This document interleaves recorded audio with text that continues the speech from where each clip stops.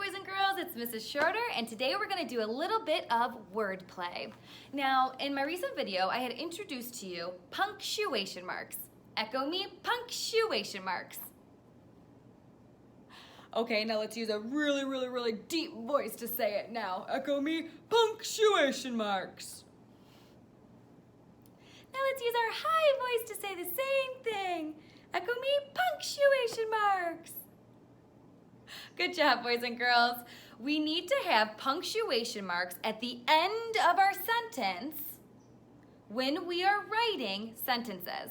Now, the first punctuation mark I had introduced to you was echo me, period.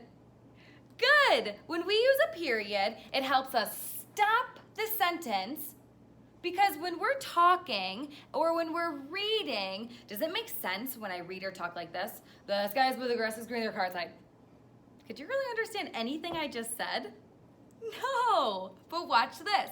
When we add a period, echo me, period, at the end of our sentence when we're reading and writing, now watch. The sky is blue. The grass is green. There are cars outside. I used the period to stop what I was saying at the end of my sentence. Did it make more sense? Absolutely it did. Echo me, period. Good. The other punctuation mark that we learned was, you guessed it, question mark. Echo me, question mark. When we use a question mark in our sentence, we are asking a question. So for example, if I asked you, what is your name? Did you have to give me an answer? Yeah, you had to tell me what your name was. Okay, what about, do you have a dog? Did you have to give me an answer? Yeah. What about, how old are you? You had to tell me how old you were, right? You had to give me a response, an answer, because I was asking a question. Echo me, question mark. Good. Now, when we use a question mark at the end of our sentence, we look for these key words. Who, what, when, where, why, and how. Can you say that with me? I believe in you. You can say it with me. Here we go. Who, what, when, where, why, and how. Nice! Those are key words we look for at the beginning of our sentence to let us know that we need to use the question mark at the end of our sentence. Oh, this one's my favorite. Boys and girls, do you remember what punctuation mark this one is? Did you say exclamation mark? Great job! Echo me, exclamation mark. When we use an exclamation mark, we use lots of expression and lots of feeling when we are reading our sentence. So, when I say the sentence, I love apple pie. Did I use an exclamation mark? No, I used a period. There was no expression, there was no feeling in that sentence. But when I say my sentence like this, I love apple pie. Can you say that with me? I love apple pie. I used an exclamation mark because I was using lots of expression and lots of feeling in what we were writing. All right, my friends. So I do want to write a sentence. Now for our sentence today, we have our magnets on my board. Each of the magnet is a different size if you look at them. I mean, is this magnet and this magnet the same size? No. What about this magnet and this magnet? Are they the same size? No. This magnet is very different. When I look at this magnet, I see that there's a bump on the top of my magnet. Do you remember why there's that bump? I believe in you. What is this for? To tell us that our sentence always begins with a what? It always begins with a capital letter. Good! This is why we have this magnet first, because it tells us that our sentence begins with a capital letter. Well, in order to help me remember that our sentence begins with a capital letter and ends in a punctuation mark, I like to say this chant with my students, okay? So I pat on my leg like this, and it goes, always start with a capital letter, always start with a capital letter, always start with a capital letter, and end in a punctuation mark. You ready to say it with me?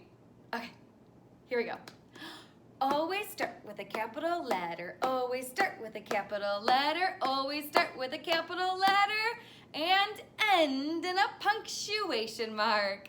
Great job, boys and girls. All right, my sentence today is, Julian has a dog. Say that with me. Julian has a dog. Now I want to count how many words are in my sentence. So I'm going to hold up every time I say a word. You do it with me. Julian has a dog. Good. One more time. You can echo me too. Julian has a dog. How many words were in my sentence? 1, 2, 3, 4. So how many magnets am I going to need on my board? At least 4. But remember, we always start with a capital letter and end in a punctuation mark. Good! A punctuation mark. So I need a magnet for my punctuation mark. So my sentence, one more time. Julian has a dog. 4 magnets plus 1 more magnet for the punctuation mark.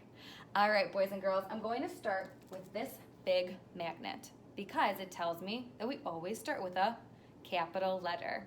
Good. Julian. Okay. Julian what? Julian has. Good. Julian has a dog. Nicely done, boys and girls. And then we need to add a magnet for the punctuation mark.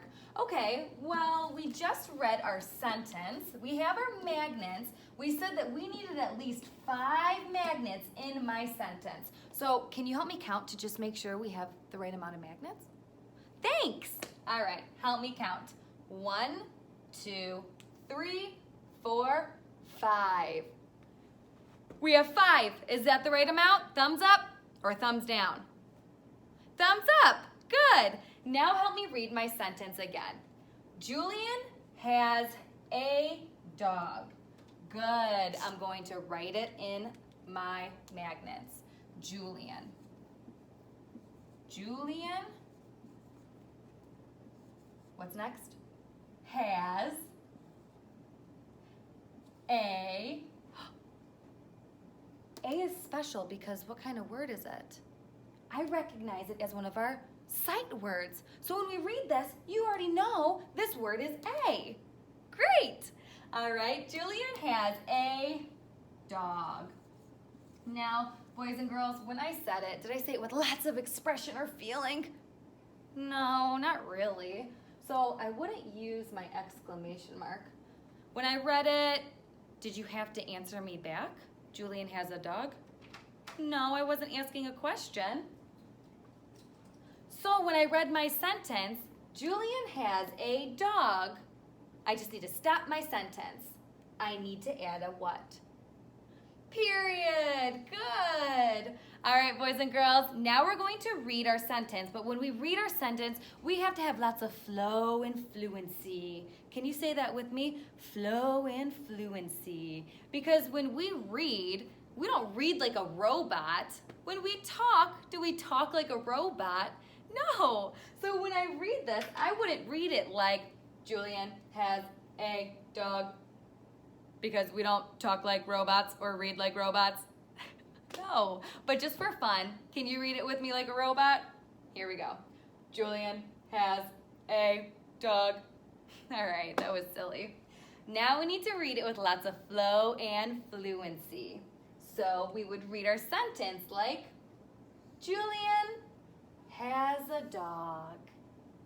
All right, boys and girls, take your pointer finger out. I want you to read the sentence with me and use your flow and fluency. Here we go. Julian has a dog. One more time. You need to be scooping it with me. Julian has a dog. Well done, boys and girls.